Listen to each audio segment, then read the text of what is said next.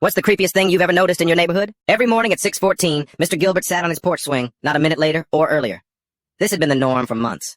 He didn't speak, just stared with a vacant gaze. Mr. Gilbert and I had been friendly enough neighbors for over a decade. We exchanged nods, chatted about the weather, and once shared a beer over fixing our shared fence. But things changed. 6 months ago, he stopped leaving his porch. No grocery runs, no weekend visits from family, just him and that swing. It was odd, but I shrugged it off at first. People change. However, the morning routine was unnerving. At exactly 6:14, he'd be there, his eyes fixed straight ahead, never greeting the few joggers who passed by. Last week, curiosity got the better of me. I brewed an extra pot of coffee and walked over. He broke the pattern momentarily, glanced at me, then returned to his trance. I tried small talk, weather, local news, but his responses were curt, as if he wasn't listening. I noticed a small notebook on his lap. It was open, but I couldn't see what was written. Just as I leaned a bit closer, he closed it and cleared his throat. I considered calling a wellness check, but didn't want to meddle. Yesterday, I noticed his lawn was immaculate, not a leaf out of place. I peeked over my fence and saw the lawn service packing up.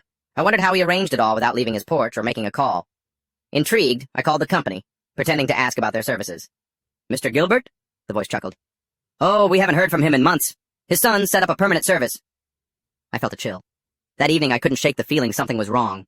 I watched as the streetlights flickered on and cast a dim glow on his porch.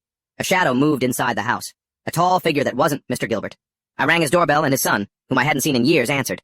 "Dad passed away 6 months ago," he said flatly. "But the porch?" I stammered. "I sit there sometimes," he said.